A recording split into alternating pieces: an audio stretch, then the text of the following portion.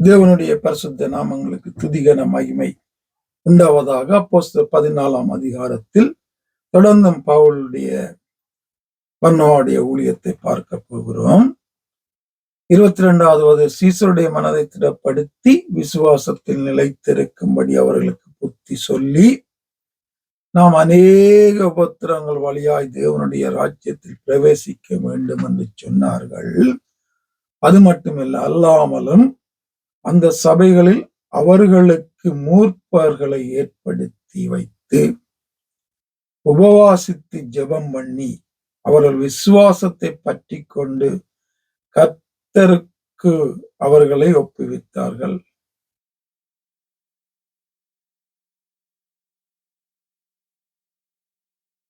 பாருங்க,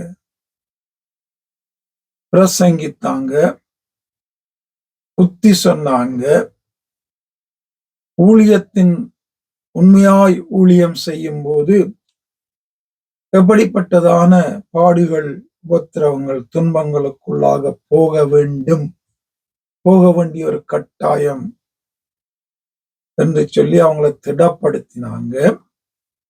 அது மட்டுமல்ல,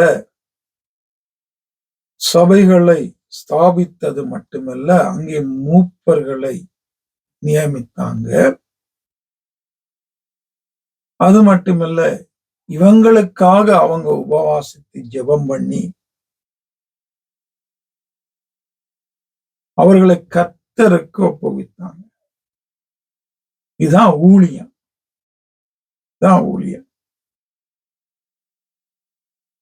பிறகு பாத்தீங்கன்னா, பின்பு சிசிரியா நாட்டை கடந்து பம்பலியா நாட்டுக்கு வந்து பெர்கா ஊரிலே வசனத்தை பிரசங்கித்து அத்தலியா பட்டணத்துக்கு போனார்கள். எங்க பார்த்தாலும் வசனத்தை பிரசங்கித்தாங்க, போதித்தாங்க. இதத்தான் பார்க்க முடியும் அவங்களோட ஊழியத்துல. வசனம் வசனம் வசனம், சத்தியம் சத்தியம் சத்தியம், இதைத்தான் பார்க்க முடியும். இப்படிப்பட்டதான ஊழியத்தை இப்ப பார்க்க முடியறது இல்லை. அதால ரட்சிப்பு இல்லை, தேவன் கிரியை செய்கிறதும் இல்லை. நீ முக்கியத்துவம் கொடுக்க வேண்டிய காரியத்துக்கு முக்கியத்துவம் கொடுக்காத ஊழியங்களும் சபைகளும் ஜனங்களும் இருக்கிறபடியா ஆண்டவருடைய கிரியைகளும் குறைந்து போகிறது, ரட்சிப்பும் குறைந்து போகிறது, தேவன் மகிமைப்படுகிற காரியங்களும் குறைந்து போகிறது, அற்புத அடையாளங்கள் அதிசயங்கள் குறைந்து போகிறது, காணப்படல. காரணம் என்ன? முக்கியத்துவம் கொடுக்க வேண்டிய வார்த்தைக்கு முக்கியத்துவம் கொடுப்பதை நாங்க விட்டு விட்டோம். பைபிள் ஸ்டடி இருக்கு, வாங்க என்று கூப்பிட்டா வர்றவங்களை காணல. வேதத்தை விரும்புகிற ஜனங்களை காண முடியல. வசனத்துக்கு முக்கியத்துவம் கொடுக்கணும், அதை படிக்கணும், தியானிக்கணும், தேடணும், அதுல உணர்வடையணும், வாழணும் என்று சொல்லுகிறவங்களை பார்க்க முடிகிறது அல்ல. குறைந்து கொண்டு போகிறது.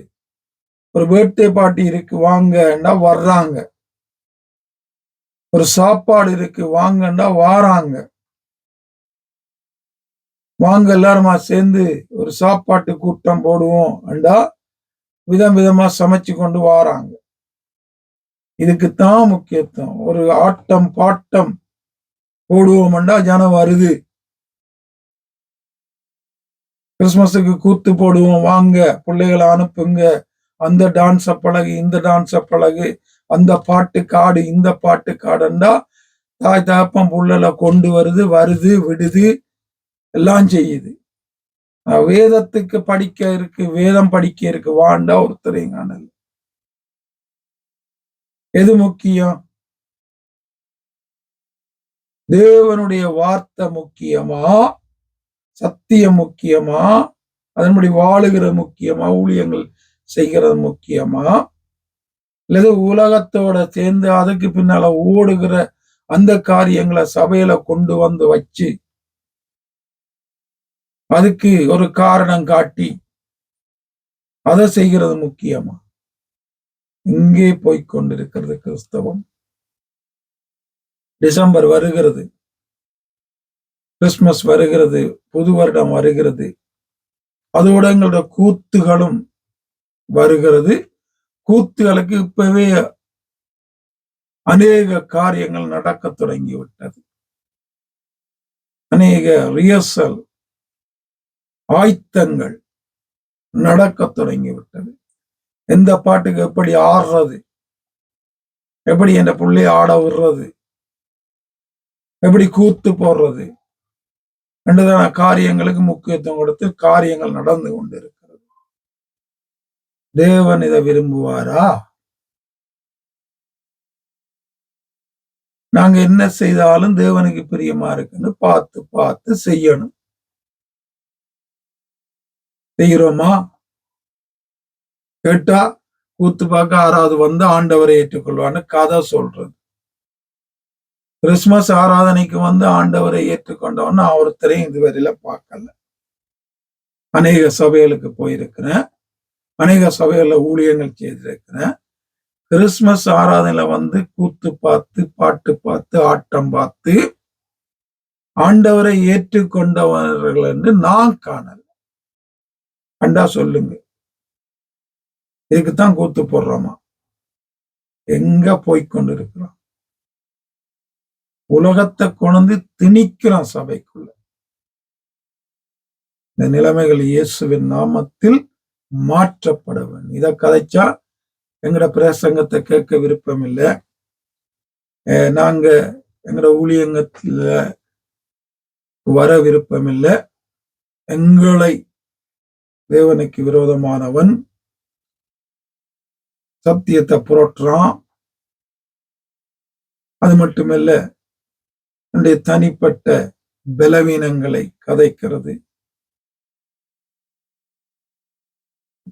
கதைத்து அவனை மட்டப்படுத்துகிறது, தள்ளி வைக்கிறது. இதான் நடக்கிறது. சத்தியத்தை சத்தியமா பேசுகிறவனை ஒருத்தனுக்கும் பிடிக்கிறது இல்லை இந்த நாட்கள்.